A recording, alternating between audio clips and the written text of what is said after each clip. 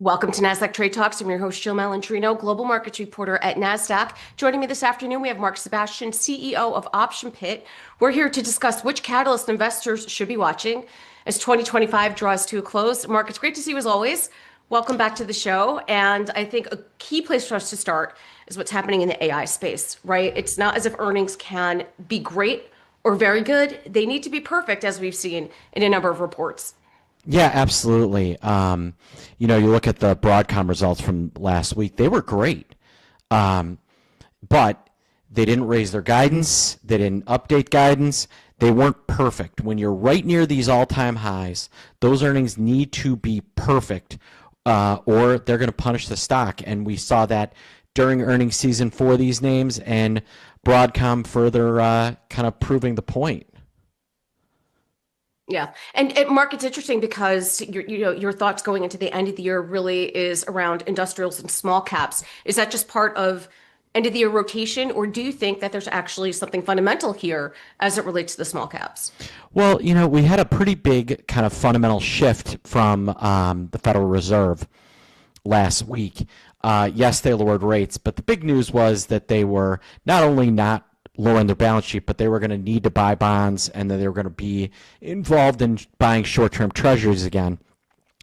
That is going to be very accommodative to these smaller names, these industrials. It's going to lower borrowing costs, make the costs of excuse me, make the costs, the working capital costs of these companies significantly lower over time. And that's part of the reason why you saw, even as the S&P 500 was soft last week and the triple Q, we saw general strength out of the S&P 500, or out of equal weight S&P 500, the Dow Jones Industrial Average, and we saw a new all-time high in the Russell 2000. Russell 2000, extremely interest rate sensitive. They appear to be, I think, a big winner into the end of the year. Yeah, but Mark, that could also be a blessing and a curse for small caps when it comes down to earnings season as well. If your only fundamental reason is because interest rates are coming in, so the cost of capital and balance sheets look a little bit cleaner, they're really going to have to execute as it relates to the fundamental underlying of what these companies are about, because you're only going to get past for so much just as it relates to interest rates. It's almost the same thing as the AI trade that we were just discussing. Well, agreed. Now, the Russell 2000 and small caps have been massively underperforming mid caps and large caps for several years. That usually does not happen for that extended period of time. Usually we do have these periods where small caps show strength. They haven't shown that in some time. This might be the setup that allows for that to happen, especially as data center build out and kind of completes, and we start seeing companies using AI. I think that's and using AI to make them more efficient. I think that's an area where small caps can really play a part. And let's not forget that at the bottom of this rung is energy. Energy is needed for all of this to work. And the Russell 2000 and small caps are heavy banking and energy based. So it could be a real big boost to those names. Yeah. And it's interesting, in your notes here, you have that Bitcoin is scary. I'm wondering if it is overall sentiment as it relates to risk off for the market, or perhaps it's more idiosyncratic to Bitcoin itself. It could be, could be positive that we're starting to see more broadening out within the digital asset space and not so much focus on Bitcoin. But, to your point, it's had a volatile end to the year. Yeah, and there's some underlying issues in the crypto space. These treasuries, Galaxy Digital, Marathon Patent, obviously Strategy Inc. Many of these trusts are actually below water. Strategy owns somewhere around in between 75 and 80,000. Bitcoin's around 85,000. We start to see crypto really get pressed. Those treasuries are what could send us into a crypto winter and could really send things south. That will likely be a really, really good opportunity to jump in.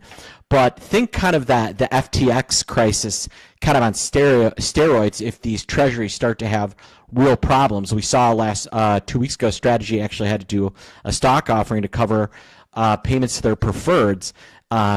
That's never a great thing, and I think that there are some underlying issues in crypto because of those treasury trusts that 2 years ago didn't exist, and maybe crypto wouldn't have had this monumental run without them, but probably wouldn't be facing nearly as many headwinds.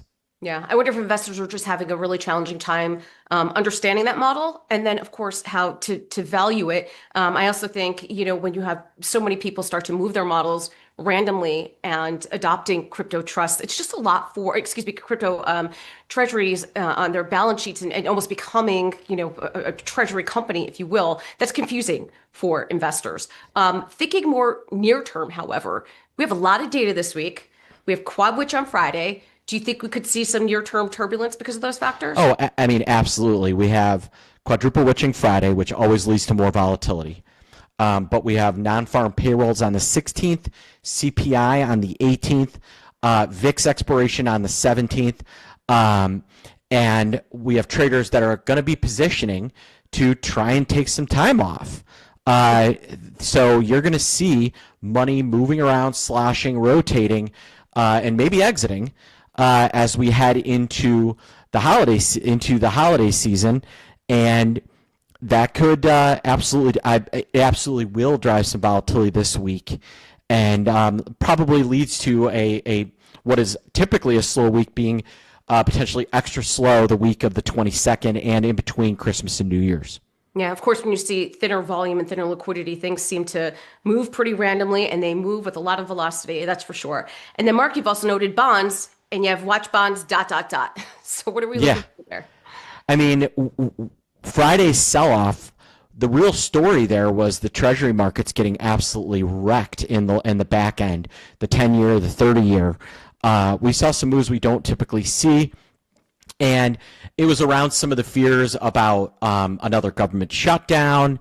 There continues to be some, let's call them self-made landmines from Congress that are affecting Treasury markets.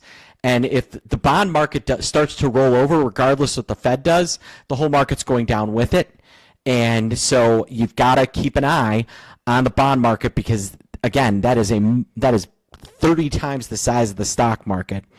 And if that starts to roll over, we're going to be looking at some real issues. Yeah. And so then, Mark, to wrap up here, as you think about 2026 and your crystal ball, was that accurate, right? Is that an outlier that you will be looking for throughout 2026? And just in general, what's the vibe for going into next year? I think this is going to be the year where 2026 feels like a year where at least Q1, I feel like kind of the theme we've been talking about today maybe carries through. AI is still a thing, but I think the top line mega cap pieces of AI, that's kind of fully priced in there for a positive expectancy, a positive outcome. I'm not sure how much more can get priced in. So take a look at the names that are going to be supporting those and supplying them. So we're talking energy, nuclear, natural gas, with the Fed, I believe, keeping rates low. I think you are going to get a rate cut in January potentially. Some more strength out of the industrials. What we call kind of that inference as AI goes from build out into use. This is where the rubber meets the road, and we're going to find out the effects that this has on earnings for those supplying the power to make this happen and for those using it. And that's kind of the area to be watching, who actually is using AI, not building it, and who's supplying the energy for AI. Those, I think, are going to be your two best trades for 2026. All right, Mark, appreciate the insight as always. Thanks for joining us on Trade Talks. I'm Jill Malandrino, Global Markets Reporter at Nasdaq.